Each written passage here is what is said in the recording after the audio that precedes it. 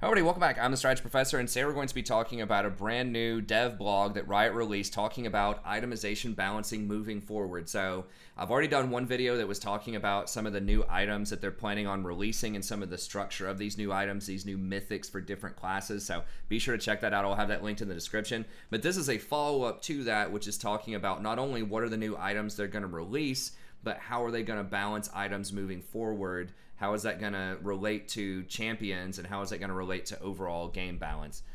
So if you enjoy this content, please be sure to like and subscribe. It really helps out a ton on the channel. Stop by the stream. Starts around midnight every night, Eastern Standard Time on YouTube. Usually goes till about 4 a.m.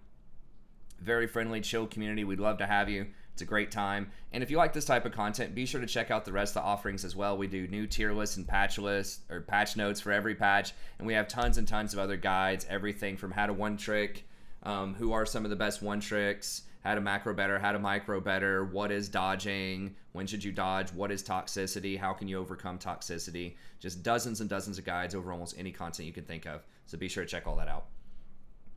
Okay, so let's talk about sort of what they're mentioning here in this blog. Okay, so they're saying that items aren't champions, so you have to contextualize and think about items. So for example, if Mage Eyes has an 80% win rate, it doesn't necessarily mean that it's OP. It just means that people build it when they're already winning most of the time. That's also true of champions, I would say. You know, there are some champions that seemingly have a low win rate, right? So something like an Akali or an Irelia or an Azir, but can be way too strong in the right hands when someone's very specialized with them. So that's just stats in general. You always have to contextualize stats. Okay, and then thinking where people build items as well. So if someone's getting a GA, it's going to have a high win rate because usually that's when they're already really far ahead and they're protecting their lead, all that stuff. Okay, so context matters. So while we agree that a 58% champion is over the line, then it's difficult to do that with items. Okay, so they want to more consistently evaluate items and think about what's strong and what's not.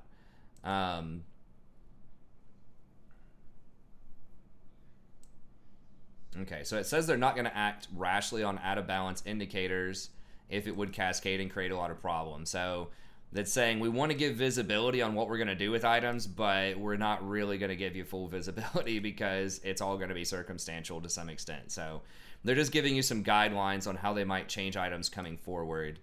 Okay,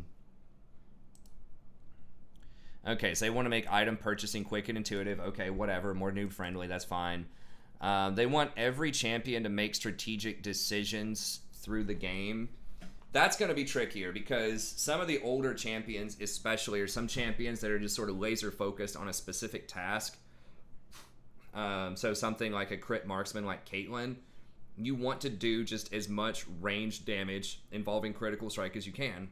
There's not going to be a lot of nuance to that. Now, some of the newer champions like Kai'Sa, there can be a bit more nuance because you have more defensive options because of the champion scaling with the items. So I hope that they think about champion scaling if they're going to try to like give new options for items, because you do have more utility item options with things like a Kai'Sa, because you could get a Hurricane, you could get an Infinity Edge third, you could get, sometimes people even get Hourglass, Nashor's Tooth, but that's because she's a new champion that has lots of, or like Aphelios or something that has lots of new properties to them that can be leveraged in different ways.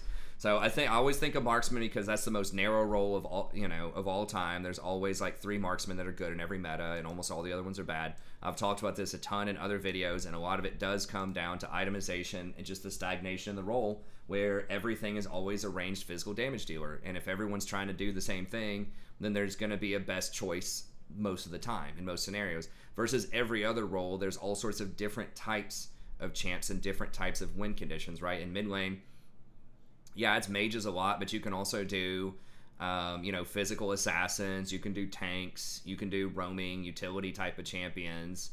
Top lane, you can do tanks, you can do fighters, you can even to some extent do mages. Supports, you have the enchanters, tanks, various other sort of utility type of things. Jungle, same deal. It's just AD carry is always the same thing. If there's something that's not a proper AD carry, it gets nerfed out, and Riot doesn't like it because it creates, it's a special case, right, where it's creating too much too much pressure on balancing because the game is balanced around having a physical damage range dealer. So, for example, when you have like Yuumi Garen bot lane, or what were some of those other ones? Just some of those other like really Tarek, Sona, some of those funky champions. Now, a lot of those are abusing certain items to make that work, the support items. Riot, or like when you have like Irelia being played bottom, or Yasuo or something like that. Swain, Vlad, things of that nature. They really don't like that. They nerf that out. So anyways, every champion needs to make strategic choices. They got to be thinking very carefully about ADC, because I think that's one where it's really hard to do that a lot of times.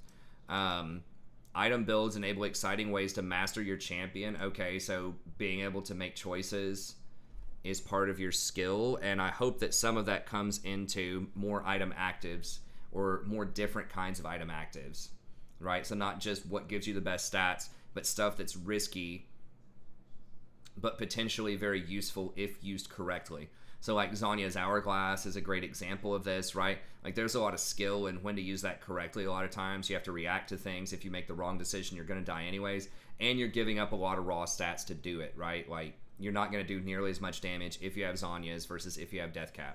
So I think Zhonya's is done right. I think that Redemption is done right to an extent. It has really weak stats. You have to hit people with that skill shot. It requires some coordination on your team. And then I think something like if they can do Banner of Command properly, where it can split push autonomously, but it's very easy to deal with if a champion gets there, where it would pretty much just be turn target minion into a super minion, then I think that could be really interesting, where you're giving up combat stats in order to have better macro pressure. So more items like that I think would be cool. Shirelia's is another example to some extent, where choosing when to use that active can be really good. So hopefully they do more stuff like that. So items feel powerful and enhance your champion's fantasy. Okay, so basically like it needs to be more than just stats. If it's just stats, then most of the time people are just going to pick whatever are the best stats in a lot of situations. Okay, so certain iconic items are going to stick around, so you don't have to relearn everything. Okay. So what does a balanced state look like? Overall power. So they're saying that they want to get away from hard-bound items, and this is something that I think is going to be really tricky, because certain items are like define certain champions in their build. So like Gunblade is a perfect example. The only people who get Gunblade are people that really, really want Gunblade, and it defines a lot of their build most of the time, right? So like Katarina is probably one of the most famous ones right now who wants to get Gunblade. Akali wants to get Gunblade. So it has to be a champion that scales really well with AP and AD and wants that early game power spike. So I'm a little worried that they're going to say, hey, we need to nerf Gunblade or take out Gunblade because Katarina gets it every game, or Akali gets it every game, and those are hardbound. Those are like required items, in other words, for those champions. Now they're saying that Athene's is required for Yuumi, sort of, but I think there are better cases than that. Like if there is no Athene's in the game, I think that Yuumi would still be able to get some stuff and be all right, right? If she goes like Ardent Sensor first, or Redemption or Mikhail's or something else, like she's still going to function. So I'm not sure that that's the best example. Like I would think, something like Dustblade on Kha'Zix, or Gunblade's the one that really jumps out to me the most. But there are some other ones that are kind of close to being required. Infinity Edge on most critical strike, 80 carries. Okay. So here's what they're trying to do. Mythic items are these new items they're bringing in. You can only get one of them. And now they're saying that you almost always want to rush this item, when their verbiage, I believe before, had been you do not want to rush this item, your mythic, because it gains in power as you get more legendary. So as you get more completed sort of 3,000 gold-ish items, and mythic will be better. But now they're saying that pretty much everyone's going to rush it. I am a little worried if there are support mythics that are so good that they're pretty much required to buy, and they're like 3,000 gold. It may throw off the support economy quite a bit, but if it has really nice components, I guess that's okay. So if it's something like, Forbidden Idol plus, I don't know, some other like Chalice of Harmony or something like that, and then it turns into like a 3,000 gold Athene's, maybe that's okay. I don't really know. So like if it has good components, if it has like forbidden idols or it's other things that give you CDR, give you maybe give you a little bit of health, give you some mana regen, stuff like that, then I think that it could work. But I'm a little worried about supports. But other than that, I think other roles that are on more normalized economies, that could be pretty good. And then legendary items are other things that are pretty strong that you want to get. Okay, so they're talking about audience here, focusing on a single larger audience. We're combining our skilled Plat 4 to Diamond 3, Elite Diamond 2 to Challenger. I don't know, like, I feel a little weird combining those. They haven't done those before, but let's be honest. Like, Master Tier and above is way higher than Diamond 2, I think, personally. So I would have just called it, I mean, people could argue that, like, Diamond 4, and Diamond 3 are very different from Diamond 2, and they are, but I think it's a much, much bigger gap, right, between Diamond 2 and Masters than it is from Diamond 4 to Diamond 2, personally. But either way, whatever, it's fine. That's their terminology. So our expectation is that skilled play will give us a more accurate reads on item power. So they're mostly looking at Platinum 4 to Diamond 3, is what they're saying. So when they're looking at pro play for item power, or even up in the upper echelons, so this is a different balancing philosophy, right? So maybe I overlooked this the first time I read this, but now they're saying that we're going to be looking at kind of semi-elite people from solo queue to try to balance items, because maybe they're thinking that at the pro level or even at Diamond 2 to Challenger level, it's more about champions or something, or like champion usage. I'm not sure why they're doing that. That seems a little weird to me. I mean, I understand that like itemization in pro, like they're correct that itemization in pro and like really elite levels is very different from normal solo queue, because you have way more gold in like a platinum game than you would in a pro game, because people are just going to die a lot more. So certain items, it's going to warp certain items, and it warps certain champions too, to be stronger. So it's interesting, but that diverges. Like they've always balanced champions for the most part around pro play. So it's interesting they're choosing to balance items basically around platinum. Okay. So anyways, Mythic Rules. So these are rules they're establishing, and this is something that I think can get a little problematic. They've said this with champion balance. Although, to be fair, since they started doing this with champion balance, I will say statistically the game is probably in its most balanced state of all time, or pretty close. There's always going to be outliers. But if you look at the stats, there are very, very few champions that are over 53%, and a lot of them are not super popular champs. They're very niche, like one-trick champs. So most champions are between 47 and 53%, and the vast, vast majority of champions are between 48 and 52% win rates. So it has become more balanced since they started doing this. So maybe they'll do this with items a little bit more.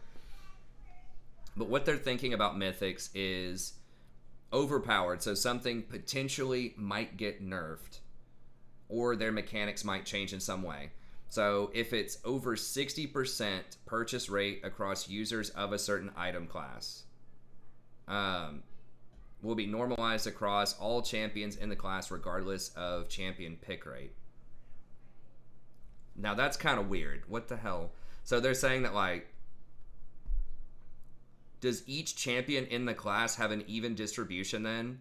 So for example, if we're looking at ADC, they're going to look at how Infinity Edge is not a mythic, but in theory, like a top end item, how much it matters, and they're going to weight Caitlyn the same as Quinn or something, who might technically count as a marksman, I'm not sure. So like something with less than a 1% play rate is going to get the same level of consideration as something with like a 25% play rate. It seems a little weird. That seems a little weird to me, honestly. But basically, aside from that, they're saying that if something is super popular, if it has a greater than 60% win rate, so if people are picking this item as an ADC, for example, more than 60% of the time, they're probably going to nerf it. Or if people who pick that item have greater than a 2% win rate,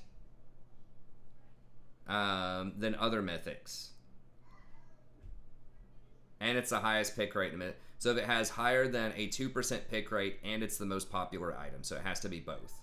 So if it's picked 55% of the time and it wins 54% of games versus another mythic only wins 52% of games, then that could be a nerf.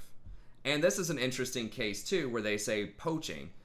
So if there are 3 or more champions outside of the intended class that pick this item more than 60% of the time, then it's going to be nerfed. So I don't know how I feel about that.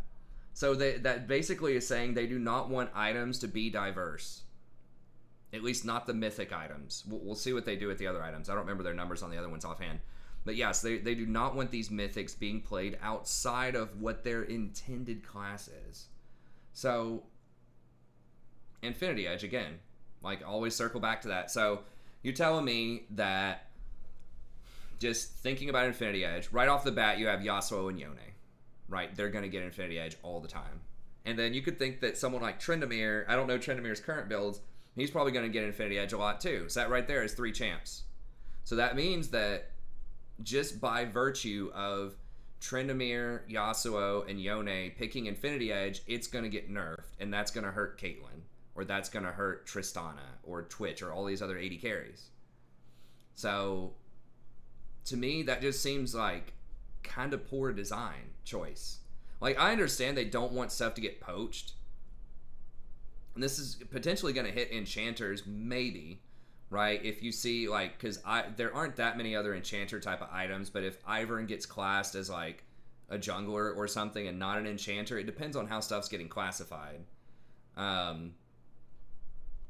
Then that could hurt enchanters if you have other people taking Shurelya's, for example, or other people taking Athene's Holy Grail or something like that. But yeah, Infinity Edge is going to be a huge problem, as it always is, because it's like, you're going to have to, so in other words, you're going to have to nerf it enough to where 3 other champions don't want to take it from other lanes. So you're going to have to convince Yasuo, Yone, and Tryndamere, who all scale based off of crit, to not buy the biggest crit item. It's going to have to be so bad they don't want to buy it, so that it can get under 3 champions poaching. So that seems really odd to me. And like, what's another item that could show up that's kind of like that? Maybe something like a Liandry's, right? It depends on how they classify that item. So if they're classifying it as a mage bruiser type of item, it depends if they're calling it a mage item or like a mage bruiser, because I think they're making a class that's supposed to be like a fighter or mage bruiser. Like, how are you going to classify things like Diana, for example, who might want to get Leon, or like Rumble, right? Is Rumble really a mage? I mean, maybe. You know, what about if like a Malachi Top wants to get this item? Or something like that with Liandry's. I even saw like a Gangplank that's like kind of a new build on Gangplank with Liandry's. And then you have like your standard users like your Malzahar. But are they going to put like Malzahar and Rumble in the same boat? I don't know. It's really weird. Or like what about Grievous Wounds, right? So many different types of champions are going to want to get Executioner's Calling, for example, right? So maybe that's intended as an ADC item. But then what if like Zed, Talon, and Kiana want that item, right? To apply the Grievous Wounds to people.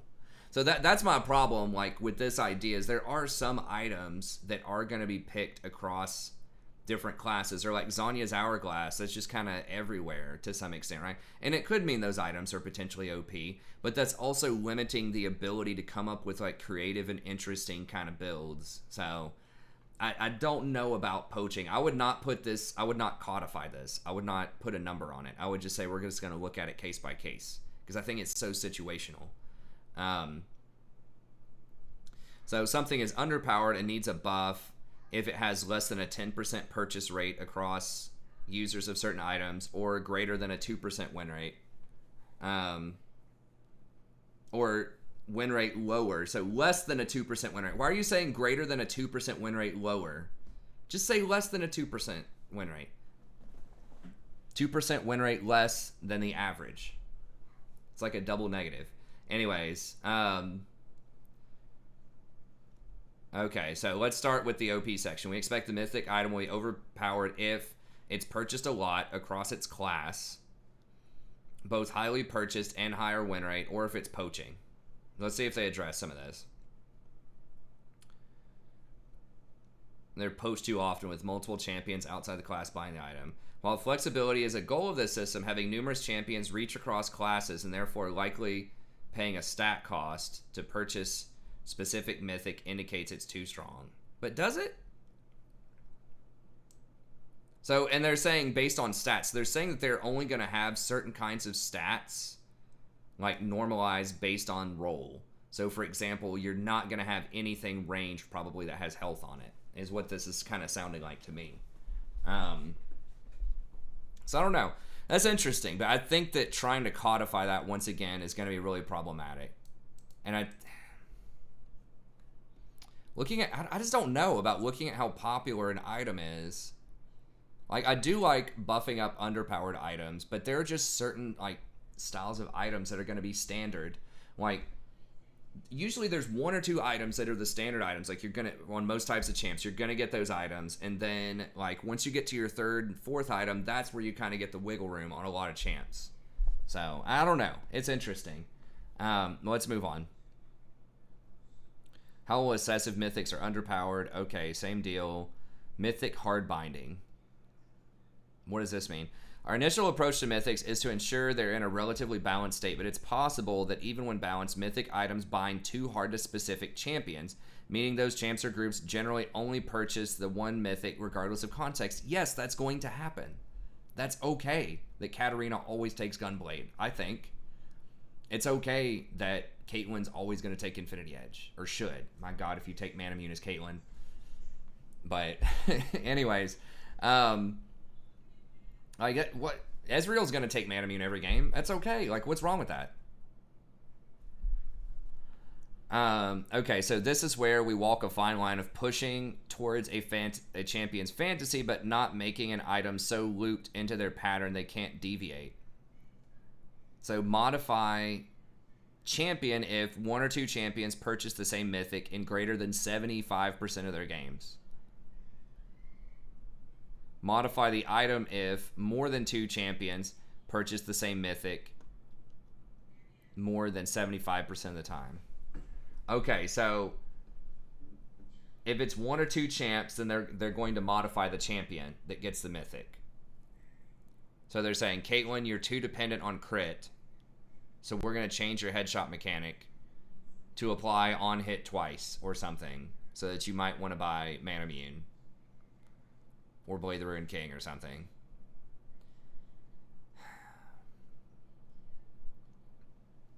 I don't know. I feel like that potentially is a little specious. Like, it seems like it's going to create diversity, but it's just going to push. So, like, what happens if they nerf Hex, like, Gunblade so much on Katarina that she doesn't want to get it? Every game. Where, like, she might be tempted to get, like, a Proto Belt or something, or, like, Caitlyn, where she might want to take a Blade of the Ruined King, or Storm Razor. I don't know. So, they're gonna... So, if a single one or two champions gets the same mythic item pretty much every game, 3/4 of the time, they're gonna nerf the champion. If it's, like, 3 champions or more that get the same mythic every single time, if it's that good, then they're gonna nerf the item. So pretty much all of those mythics they reveal, they're going to nerf the hell out of them using this formula, because every single champion would get all of them all the time. Especially the one that was like, deals like 15% true damage every third attack or something like that. Or not, it wasn't even percentage. It was like deals 150 or 200 true damage every third attack. Okay. I mean, there's 150 champions or 160 champions in League. Like, there's going to be 3 champions that buy the same mythic every time. Spoiler alert, like, I don't think there's any way. Like, how many? They're only doing 20 mythics. Like, just, how does that math work out? So, that would be like, that has to happen, right? Like, how mathematically, so you don't want it poached across classes. So it's only going to be the same class of champ. So if there's 3 mythics, they want 3 mythics for each class. And if each class very roughly has like 20 champions in that class, if it's equally distributed, which I don't know if it will. So there's supposed to be like 7 classes. So let's just say there's 20 champs, maybe 25. Maybe some classes have less. I don't know, whatever. But let's just say 20 for easy math, right? So you have 20 different champions. There are 3 mythics. Riddle me this, Riot. Like, what's the scenario where 3 champions aren't going to pick at least one of the mythics? Is that even possible mathematically? I mean, I can't. I mean, what am I missing, right? You have each one of them has to buy a mythic. They can't poach from somewhere else. There's 7 classes. There's 9 choices, right? Or like there could be 9 uniques, maybe. You could have 6 uniques. So like item A, of those 20 champions, they have to buy one of these 3 items. 2 of them buy item A, 2 of them buy item B, 2 of them buy item C. That's it. What do the other 14 champions do?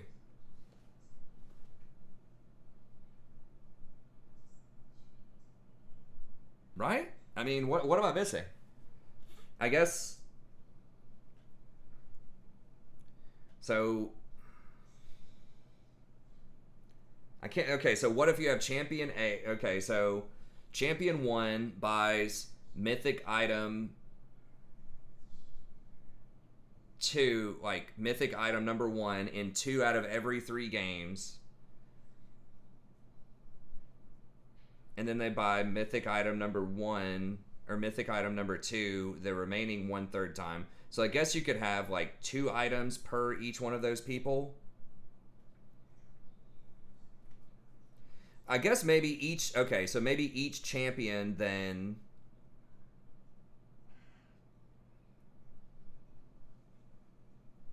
so if each champion bought each other item, I don't know. This is getting hard. It's just not going to happen. I feel like most of the time, right? There's going to be at least of those 20 champions, there's going to be at least 3 that buy the same mythic item almost every time. There might be a way, now that I'm thinking about it mathematically, to get that to work, I guess, if it's like you buy each mythic item like once every 3 games, right? So it's an equal distribution of mythic purchases. Then none of them would be over the line on the 75%. So I guess that's fine if it's equally distributed every single time. Okay, so it's later, earlier, whatever you want to think about it. I was kind of blanking out there. So I guess it's possible. I was assuming each one's going to buy each one every time, but they're trying to say that if you have 3 options, you should pick equally between them the vast majority of the time, and then it would be fine. I don't know. Maybe. I mean, it's cool. Like, it's a cool idea to try to create a lot of flexibility. I'm just not sure, like, because sometimes when you create so much flexibility, then it doesn't have, like, champions don't feel unique enough. Okay, so legendary. So these are fully completed items that aren't mythics. Rabadon, Sterex, stuff like that. Okay, so if there's a greater than a 60% purchase rate across all users of the item class, once again, that's Infinity Edge. That's going to happen all the time. Like Trinity or Black Cleaver, that's probably going to happen a lot. Enchanters, you know, buying Shirelia's or Redemption or something like that, it's probably going to happen a lot. Dustblade on Assassins.